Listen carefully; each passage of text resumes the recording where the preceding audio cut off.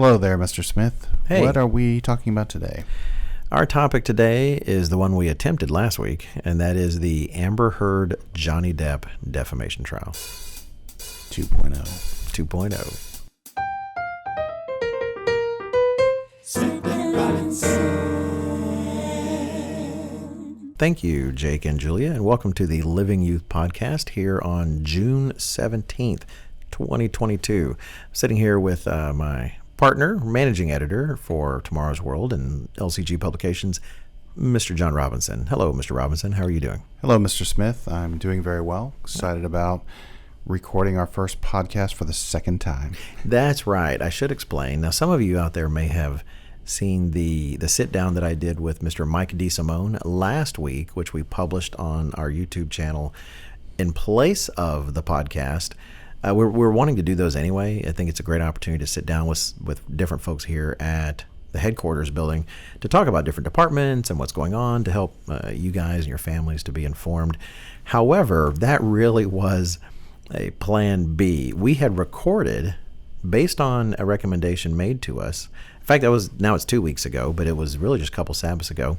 A young man came up, early 20s, and said, hey, you guys ought to talk about the Amber Heard Johnny Depp defamation trial.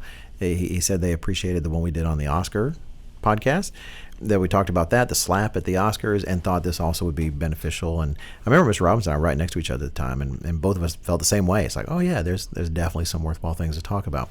So we did do that.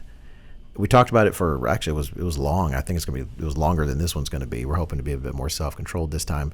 But we did make a mistake in that maybe Mr. Robinson will cover when he gives the timeline of things here in a minute. But we made such a fundamental mistake of our facts that we like to joke about how professional we are in our show prep. But that was not a professional moment. We had a fact wrong, and we just felt it'd be better to do it all over. So we're sorry to deprive you guys for a week, but we feel more confident in our facts this time. We want to make sure we get it right. I do think this is a good topic, and within reason, I think you and I immediately recognized if it's big enough that a lot of people are talking about it, and the church youth or the church at large is interested in talking about it, we think it's a great opportunity to show that you can actually take nearly any situation and view it through the lens of the Bible and extract some important lessons, good or bad, mostly bad, I would say. Yeah, in this case, and that's really part of our theme for the podcast at all, is biblical thinking, is how can you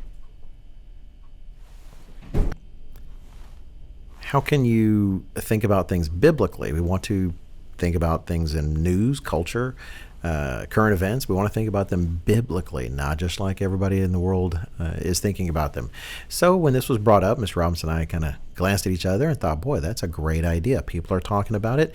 We shouldn't have the same kind of thoughts that everybody else does. If God is informing our thoughts, then what would our thoughts be about this? What are some thoughts this situation might inspire? So yeah, we thought it was a great topic, and we appreciate the suggestion. In fact, before I forget, Mr. Robinson, I was going to forget, but I'm excited I didn't forget. We have an email address that you can now send ideas to.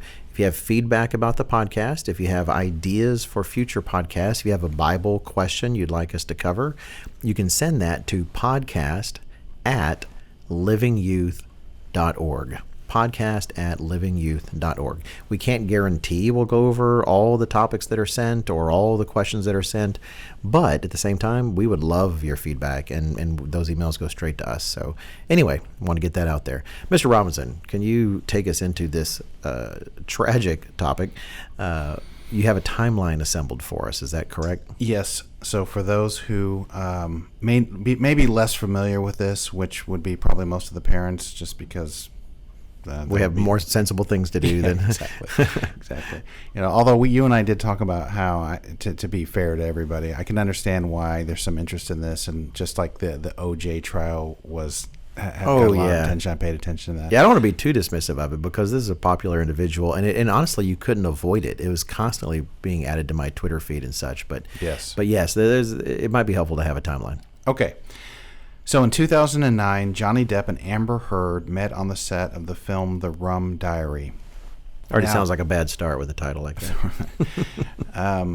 I think just because I think this is an interesting data point, think of it what you will. Johnny Depp, who is now 58, was 45 when he met Amber Heard on the set. And Amber Heard, who's now 36, was 23 when she met Johnny on the Wow. set. So he was about straight up double her age. Yes, yeah. I mean, obviously, you can have especially when you're adults, tolerance for a larger age gap. Oh, but sure. That's a pretty sizable Yeah, it's one. quite a sizable one. Okay.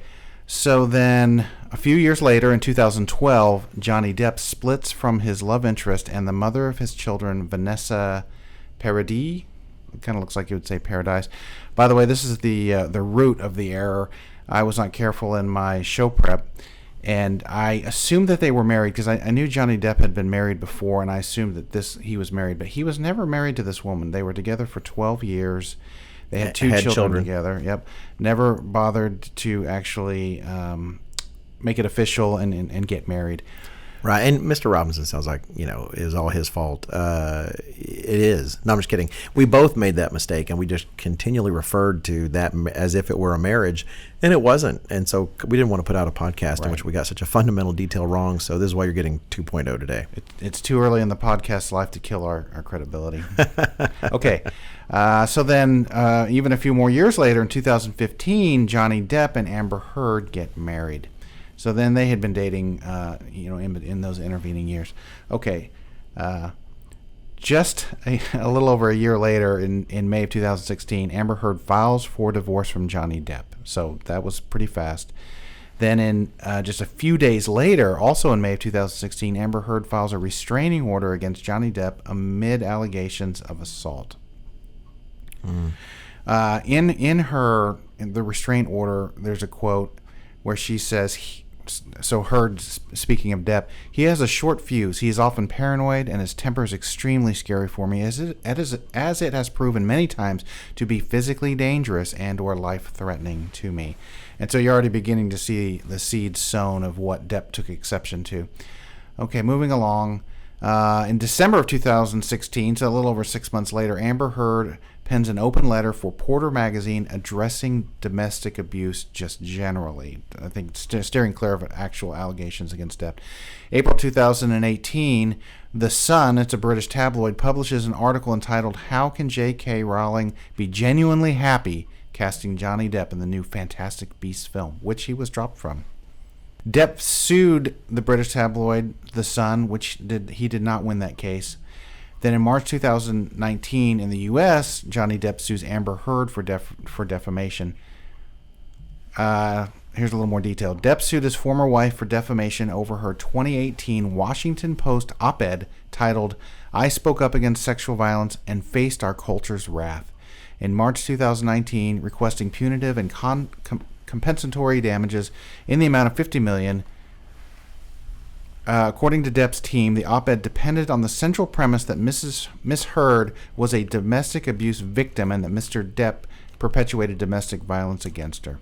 So it was pretty personal to him, and he did lose. It's been estimated tens of millions of dollars by being passed over in roles that he definitely would have kept that. He's been in it before. I think The Fantastic Beasts. I think that was a sequel. Anyway, so he lost that. So that's definitely money lost. Okay, so we're almost finished here. July 2020, Johnny Depp accuses Amber Heard of assault. August 2020, Amber Heard countersues Johnny Depp for $100 million, and I really only put that in to show how it starts getting pretty. Okay, November 2020, Johnny Depp loses his UK libel case. April 2022, Johnny Depp defamation trial against Amber Heard begins, and that's the one that so many they let the cameras into the courtroom, and it really became heavily reported on. And then I think the trial was about 6 weeks. I think it's probably maybe a little longer. Well, it seemed like 6 years, but June 2022, Johnny Depp wins defamation case against Amber Heard. Now here's I think a good summary of it. The op-ed published just days before the release of her new film, Aquaman, Heard alleged she was the victim of domestic abuse, heavily implying Depp was her abuser without actually naming him. But during the stunning 6-week trial, it was revealed that the ACLU had ghostwritten her op-ed. In the end, a jury found that Heard's piece against Depp was in fact defamatory. I don't have this in my notes, but I read an article yesterday. I guess one of the jurors, who's remaining anonymous, came out and had an interview in which it seemed to boil really down to who did they believe more, and that they felt that Depp was definitely more credible, and there's a lot of red flags with Heard, and they felt like she said a lot of things that were false. That's what the juror said. That's what the juror said. I saw a headline saying that a juror was speaking up, but I didn't know if the juror was still anonymous or what. So part of the question I'd ask you, Mr. Smith, is why are so many people were interested in this trial? Oh man, that's going to feed into one of our points, and it's an excellent question to ask, because think about it. There are split ups and divorces and court cases involving angry ex-spouses or angry current spouses happening all over the country. And depending upon your legal system, all over the world. There are families deteriorating right and left that don't have us riveted to our television screens or don't have us riveted to our news feeds. They're all tragedies. In this particular case, it's famous people. I think part of it is, there's a lot of things. There's the appeal. This is going to sound terrible to say, but I hope our young listeners understand what I'm coming across, what I mean when I say this. There's the appeal of the train wreck that, or you're driving by a car accident. There's a certain morbid desire to see, oh boy, I wonder how bad that is, et cetera.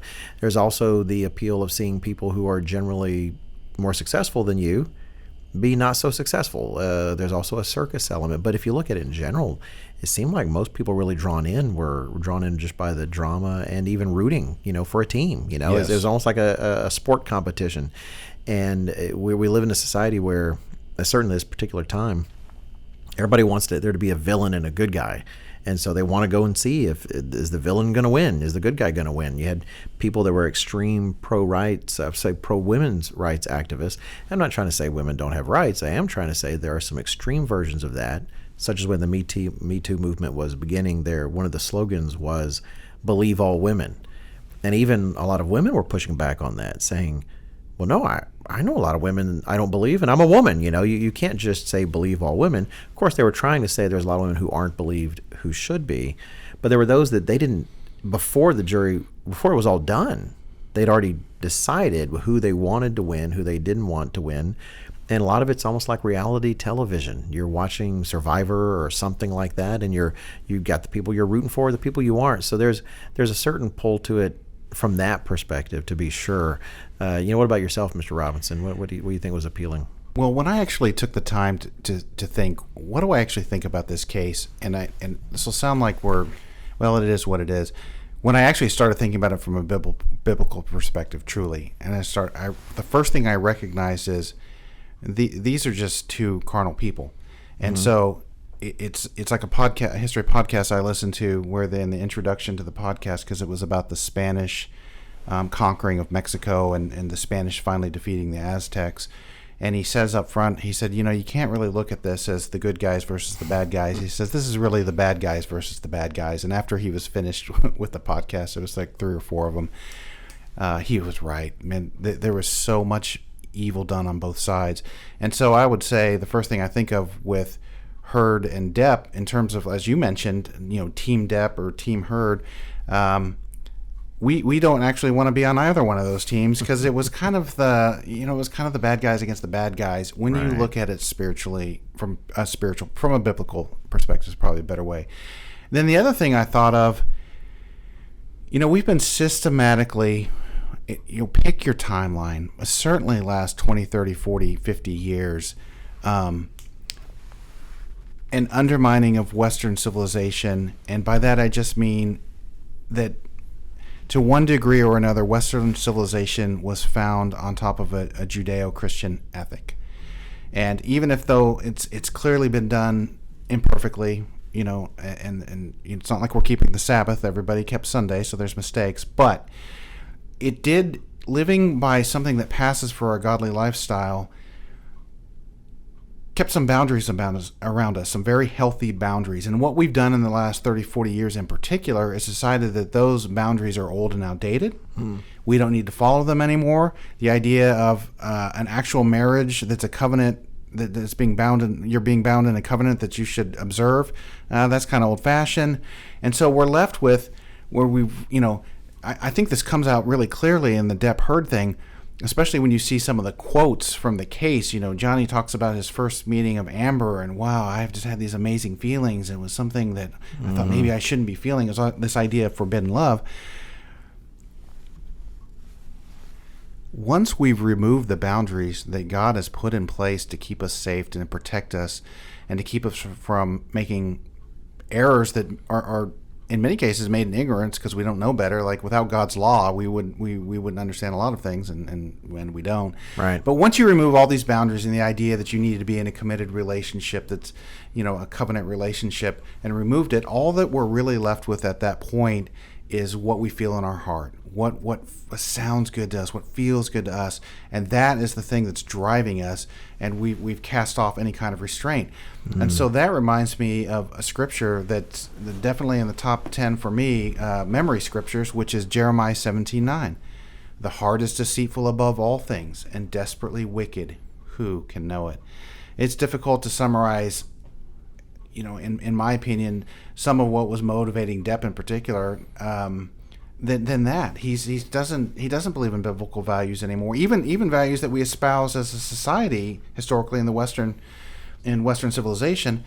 But the heart is deceitful above all things, and that's what's guiding people in the world. But Heard and Depp, that's what's driving them, is just whatever feels good to them, what they think is the best, and right. And what we've seen in this court case is the consequences of just being guided by your heart. It's interesting you mentioned that. Even principles this world seems to understand, that they're not thinking biblical reasons. We need to stay married, or we need to marry a man and a woman.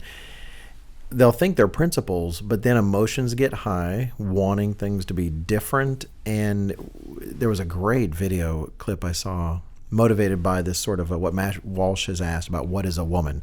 Same kind of things we talk about in our DVD that we're putting out right now about the transgender movement. This fellow was at a march for abortion rights in Washington, talking to women with a microphone, and was asking them about bodily autonomy. Do you feel body autonomy is a right? And the women, all actually were very polite, I should say, by the way. They weren't rude, but they were consistent. Absolutely. You need absolute right to do with your body whatever you want to do. There is no excuse for anyone else to be able to decide anything about your body. And he goes, okay, that's great. So you also then, I guess, agree concerning vaccinations, that people should be able to choose not to be vaccinated. And they'd say, and then you'd see them kind of stumble around, right? And again, they were all very polite. Now, one would say, well, no, okay, you got me there, because no, I don't think that. And it was just conducted so well. But I thought it was a great illustration that people can sound like they've got all these stands. Here's our position. This is important. This is a value for society. But then they're confronted with an opposite take. Now, don't get me wrong. There can be arguments. There can be nuances to arguments. There's subtleties, but they don't act like that. That no, absolute right. The next thing you know, oh no, but not in this case. It's not really grounded in any kind of eternal principle. Though they like to use the language of eternal principle. Oh, absolute right, bodily autonomy. It sounds so philosophically sound until you actually start questioning it and probing it. When in the end, really, a lot of it's about emotion and feelings. So I do think that's kind of a profound thing to notice. But in particular for this, because I know we want to be self-controlled and do our best to keep this under 2 hours. I think there's two takeaways that we would like to make sure our young audience, our teens and young adults, take away from this. One of those takeaways is that this breakup between Mr. Depp and Miss Heard, and this circumstance, was the product of terrible relationship decisions leading up to this point. It's not like this is a tragedy. It's not even, well, don't get me wrong, it is. It's not even their breakup was a tragedy. This was a sequence of tragedies that did not have to happen. They absolutely could have made. In fact, I did look up on Wikipedia, which we know is such a consistently trustworthy resource. It's actually not so bad, but you don't want to quote with it without checking things out.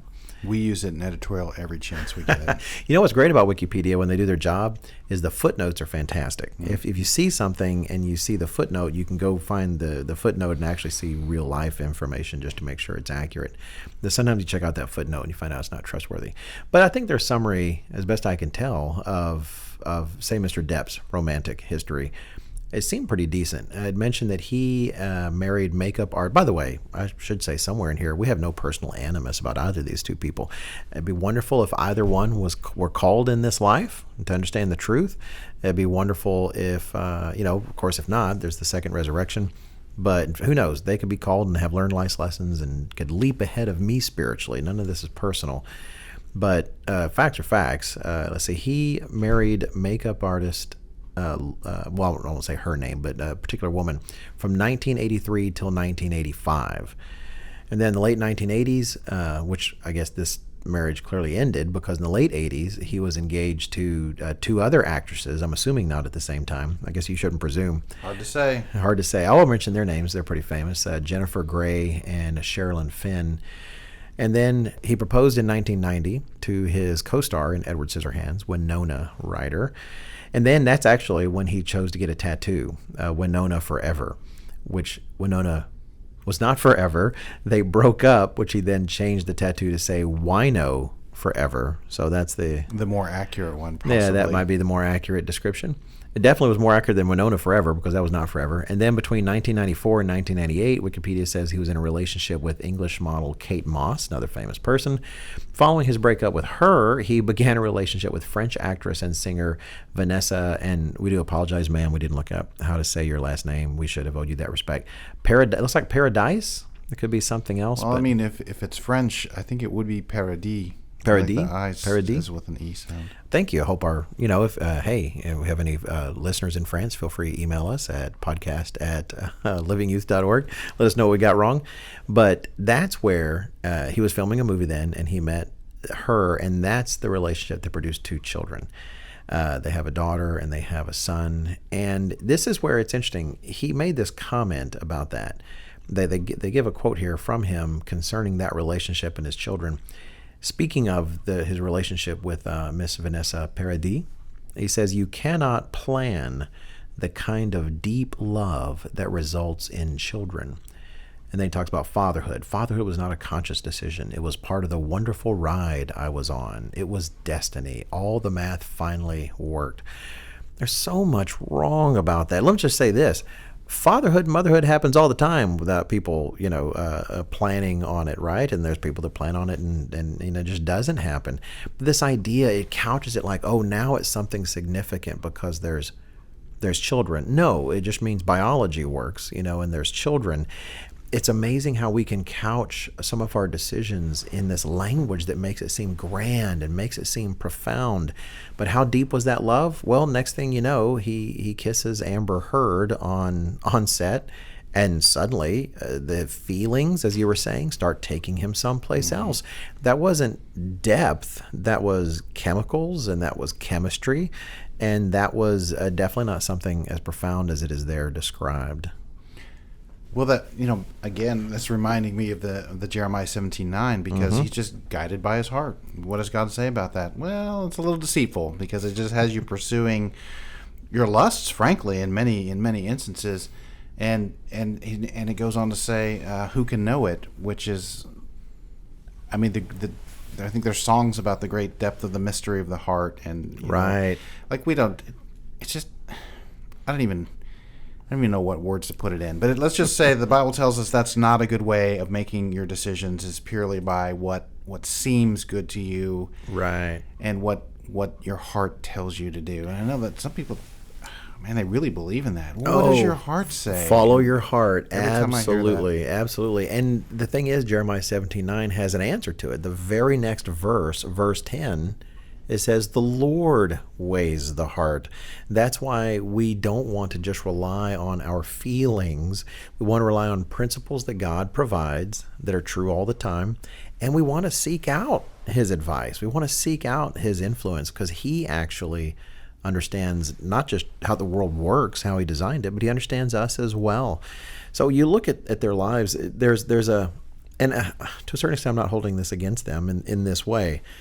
I've personally known many people in the world who have struggled to maintain a marriage, not just a loose, say, relationship, quote unquote, like some of these relationships have been, but an actual marriage.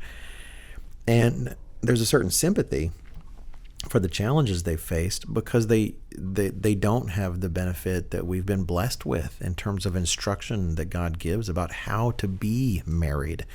How marriage is not just about your own personal happiness, it's something greater than you. You know, we're talking about a future podcast that will talk about some of these ideas in more depth. But how far back does marriage go? God created it literally when he created man and woman. You go back to Genesis chapter 1, Genesis chapter 2. God designed the human male and female marriage relationship. It is profound. It is part of the fabric of civilization. And only God really has the goods, if you will, in terms of teaching us how to live those things. You look at the romantic histories of these individuals, you don't see those principles in play. And that's not because it's important for our youth not to get the sense that we're, quote unquote, better than other people. There's an old saying, it's not biblical, but there's a truth to it. There but for the grace of God go I. It's because God in his mercy has shown us things, and it's our responsibility to yield humbly to that instruction so that these things don't have to happen to us, so that we don't stumble from one relationship to another relationship, so we don't get confused and think we're in a relationship when it's not even a marriage, so we don't have the mother of our children on one side and then suddenly we find ourselves shopping someplace else. So this breakup in this circumstance really was the product of terrible decisions. It wasn't just the final decisions to say something potentially false at the Washington Post. This is really just the climax of lots of terrible, terrible decisions. Right. You know, one thing I'd extract from this series of bad decisions and the wreckage that was broadcast to everybody in the trial, you don't get the sense from either of them, but we know a little more of Depp's story, and you don't really get a sense from even the things he said that there's careful attention put to how he's going to make the other person's life better. This seems to be entirely about he's only thinking from himself. How, oh yeah, I want this desirable woman and this desirable woman. Is what do I want? How's this going to make my life better?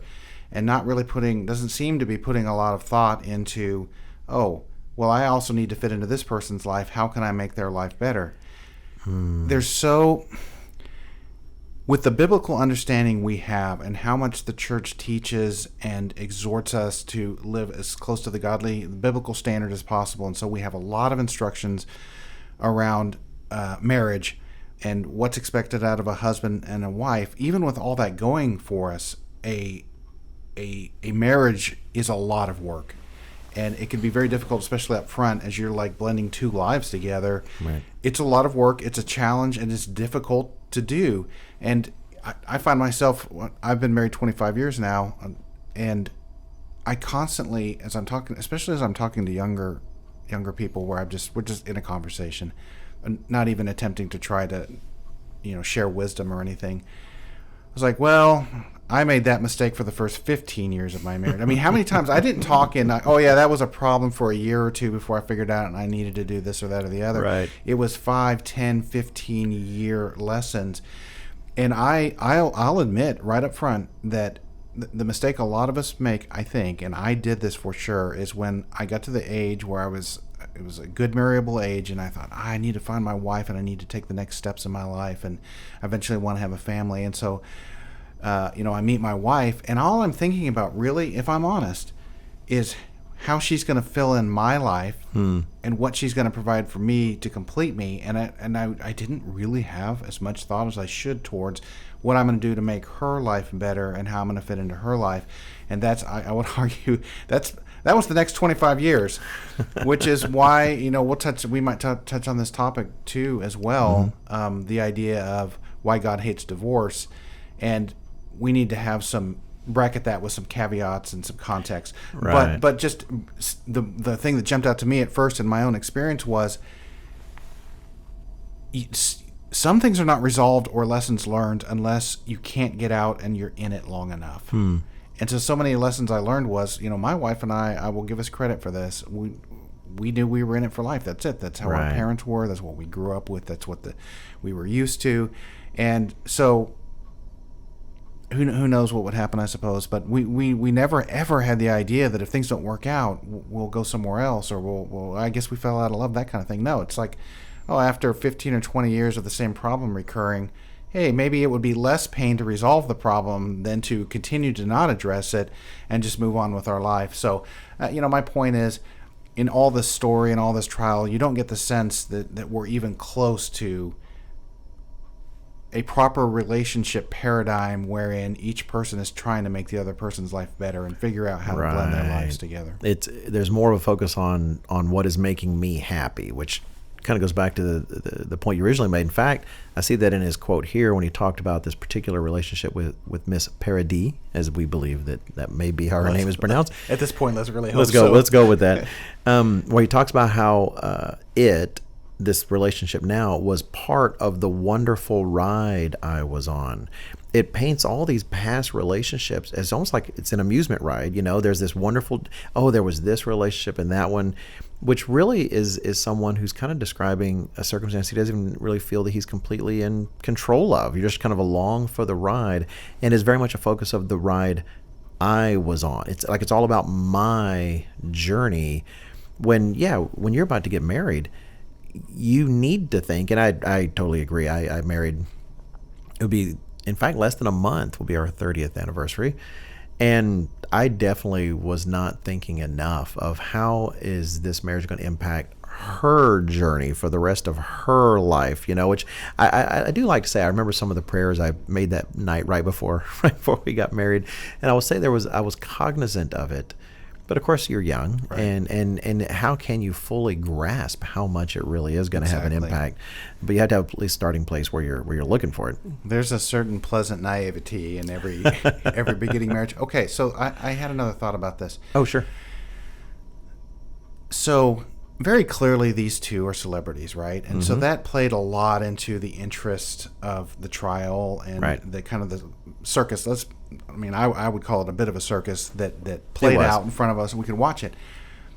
The Hollywood lifestyle is sold as being so glamorous and so desirable, and you see the expensive vacations and the yachts and the clothes. And the cars and all of it. Do you think this reflects reality? Right. Or are we being sold something? No, we totally are being sold. That was actually I think the second major thing we'd like to make sure we leave with you listening. And that is these lives we've seen, Mr. Depp's, Ms. Heard's, at least based on what is on display. They're not lives that any of us would want to emulate, no matter how much it is sold to us. And it is sold to us. It is packaged for us. It is advertised to us. You look at Mr. Depp, and in the clips that I did see from the trial, his clothes is you had a good word for it when we had the 1.0 version of this podcast. It's not just unusual. Quirky, was that the word? Quirky? Oh, yes. It was a great word. I wasn't recalling it. It's good. Oh yeah, his quirky attire, right? It's a bit different. His hair is tousled a certain way, and there's an image there, and he is the representative of a cologne, Sauvage. I don't know how it's said actually, but it looks like Sauvage, not just savage, because that's not fancy enough. Yeah. Sauvage cologne, and you see him rolling up his sleeves and ads, and he's got the tattoos on his hands, and it's an image that's being sold. And this world, in the United States at least, you've got companies, high-end companies, but even low-end companies. They do their best to give you the same kind of clothes, to give you the same kind of style. You want the same sort of, and so you have, frankly, he's got tattoos, for instance, or he's got a particular kind of piercing, say, I can do my hair like that. They're doing the best to sell us these, when the only thing really appealing about these things fundamentally is that this is what these individuals that we admire are, I say we admire, put all that in quotes, are wearing. If he weren't dressing like this, some of these people weren't acting like this, we wouldn't find all those things necessarily appealing. They're in a sense selling you, hey, maybe you're not starring in movies, maybe you don't make millions and millions and millions of dollars, but you can still look that way. You can still experience part of that. And to what you said earlier about holding these people up as examples, it anytime you really start focusing on someone or something, you begin to desire to emulate that. Right. And that doesn't always just stop at the clothes and the styles. You begin to want to take more and more of the whole package. Well, a few years ago, or maybe it's been more than a few now, the sensation that was American Idol. Mm-hmm. And what was the purpose of that show? It was to find America's next idol. It's so fascinating that we just openly call it that. A new person to worship. That's right. You're a talented musician. You become rich and famous. Everybody knows you. And guess what? The youth idolizes you, and they begin to mimic the way, as you said, mimic the way you dress and talk and want to sing like you. And so you start to pattern part of your behavior after what they did. I mentioned in the show prep to you that in the 80s when Michael Jordan was a sensation, and he had his in fact the ad campaign was "Be Like Mike." Oh, wasn't it? I forgot about that. And you have his shoes, his Nike shoes are sold, and they're the Nike Air Jordans. And I saved up and bought a pair of Nike Air Jordans. And I love basketball. That was back before sneakers were known as being incredibly expensive. Right. That was like the beginning of that wave. Yep, that's right. And in little ways, I idolized Michael Jordan as a basketball player, and got his shoes and the style he played. It was less jump shooting and more this whole gravity defying. I didn't have the hops of Michael Jordan. I was wondering if you could reproduce those leaps. No, but I love playing basketball, and I would even try to play like Mike. And I started patterning a part of my life after the way he did, and that's what happens when. This is why God has such a strong warning against idolatry. There's only one perfect man that we think of as Jesus Christ. We don't think of him. Jesus Christ was the perfect man, and he came and he set the standard and lived a life until he was 33 and a half. Lived the life, and that is the only life we want to pattern ourselves after. And the more we focus on that and emulate the way he lived his life and the instruction left behind in the gospel accounts in particular, that's what we should pattern ourselves after. And anything other than Jesus Christ that we hold up as something of value, that we begin to alter our behavior to conform with whatever that idol is. You think money as well, another example. Yeah. It's not limited. Oh, yeah. So there was a verse that you found I thought was fantastic about that. Do you have that one? I do. On your notes? It's one of the Psalms. It's just a few verses here. The idols of the nations are silver and gold, the work of men's hands. They have mouths, but they do not speak. Eyes they have, but they do not see. They have ears, but they do not hear, nor is there any breath in their mouths. But let's not limit it to just merely lifeless statue idols. In verse 18, this was the key to me, and it really hit me when I studied this topic. Those who make them are like them, so is everyone who trusts in them. And the idea is that if you make an idol in your life, and I would argue in the 80s, I made an idol out of Michael Jordan because of his basketball prowess, that you literally start to become like them. That's just what you change the pattern of your behavior to imitate. And so I thought that scripture really brought it home, how important it is to not have idols in our life, because they get us off course from where we want to be. That is so interesting. I so appreciate that you found that verse. I don't know that I'd heard that before, but I definitely understand the principle. God tells us to focus on the things above. Paul says, focus on these things. And Philippians 4:8, right? Those things that are good, those things that are noble, those things that are, praiseworthy. Well, why? Because the things you spend your time thinking about, you're inevitably drawn to. You're inevitably desirous to be like. But that really does go both ways. And part of let me just say this. I would hate for our culture to be drenched in trials like Miss Heard and Mr. Depp's. I think that would just be, there would be suddenly nothing worth. As long as Tomorrow's World is on, I'd be happy about that, I guess. But there would just be nothing else. It would just be a depressing entertainment environment. However, one of the benefits of trials like this is it really does, for those who are willing to discern and see, you get to see the fruit of these lives. You get to see the result of, look, all this stuff that you think is just fantastic. You'd like to wear jeans like that. You'd like to have enough access to money through those means. You like this level of fame. You like elements of this lifestyle. Here's the actual fruit of that pathway. It's wrecked relationships. It's certain levels of public humiliation. It's living your life in such a way that, people are laughing at your example, laughing at your expense. There's a certain kind of fame and notoriety, but at the same time, it's painful. We could maybe even drop the ball with this one. Drop the ball, drop the mic, mic drop. I was thinking like a New York Times dropping the ball. There's a great quote by J. Paul Getty. This is J. Paul Getty, right? Isn't that the quote? Yes. Yes. He sometimes goes by Paul Getty. Getty? Okay. Yeah. But that one, I remember hearing here and there, but Mr. Robinson actually dug it up, and he was a very famous, wealthy man. In fact, there was a great quote. You had two quotes, actually. One was about that actually reflected on how wealthy he was. What was that? Do you have that quote, too? Okay. Trying to find this quote. He has many quotes, actually. But this one I thought was pretty funny, and you really have to be a certain person to be able to say this. If you can count your money, you don't have $1 billion. But he also said, and this is what you're alluding to, yes. He said, I hate to be a failure. I hate and regret the failure of my marriages. I would gladly give all my millions for just one lasting marital success. And so I would say in my concluding thoughts, there's a scripture that I love, and I have found this is absolutely true.